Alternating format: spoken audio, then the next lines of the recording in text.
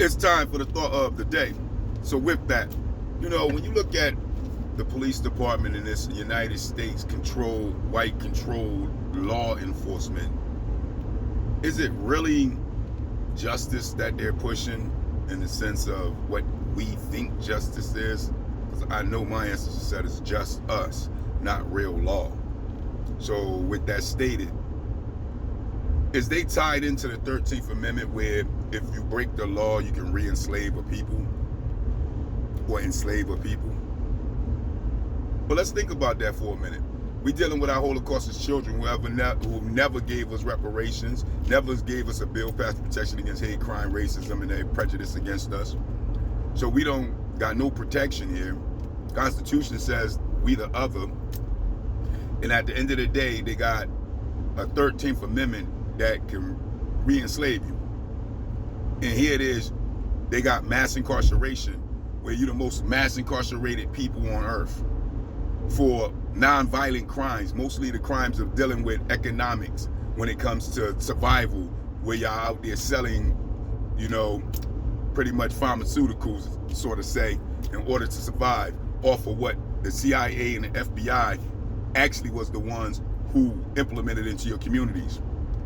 And we don't see nothing wrong with that. So is the police the extension of actual the 13th Amendment, slave patrol? Because there's no way in the world we got that many cops in our community and that much mass incarceration, and we can't look at the 13th Amendment and say maybe that's the real reason behind it, because these people set it up to re-enslave our people through prisons in order to pretend as if we had some type of rights and freedom, when they orchestrated and set up and manipulated the whole system to be able to put us in this position for them to mass incarcerate us.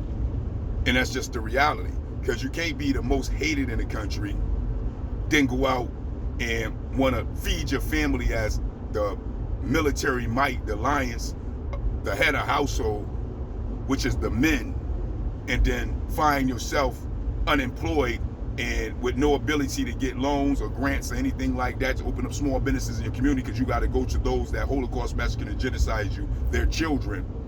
And then on top of it, when you can't get these loans, grants, and benefits to be able to open up your own small businesses, because integrating with them wiped them out, on top of the drugs they hit you with to help wipe them out.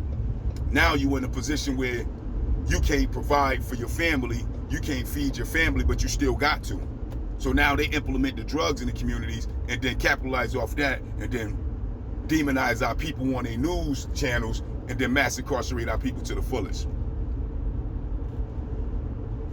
Game over. This is where we at.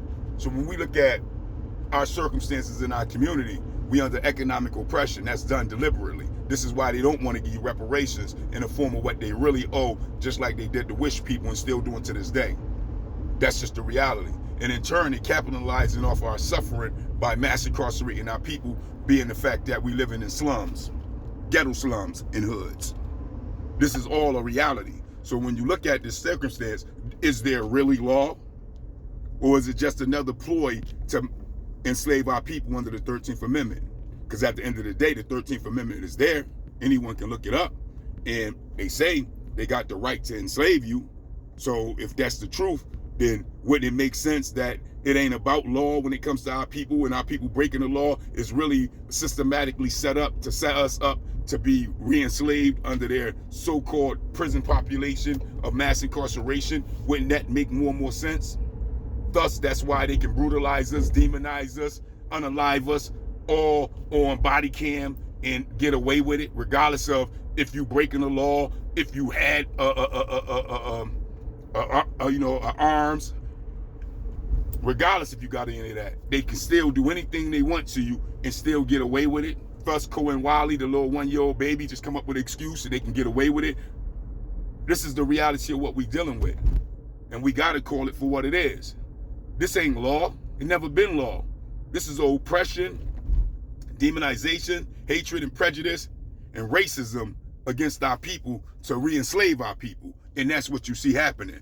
And it's a civil rights crisis, but you don't see none of these old wig civil rights leaders saying really anything about it. The NAACP, the Black Caucus, you name it, the celebrities. Where the fuck is all these people at, knowing damn well that our people are being brutalized and mass incarcerated for non-violent crimes? When it really comes to it, they just doing survival crimes to survive and feed and take care of their family, due to the fact that we barely have any businesses anymore after the system systematically tricking us and wiping us out when it comes to us having businesses. In all our prominent communities that we had established in America, like Black Wall Street, they wiped out.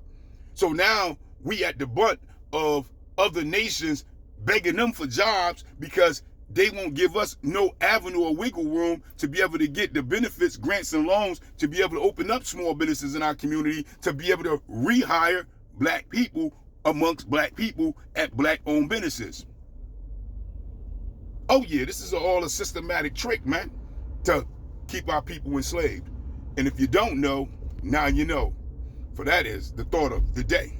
Peace, praise.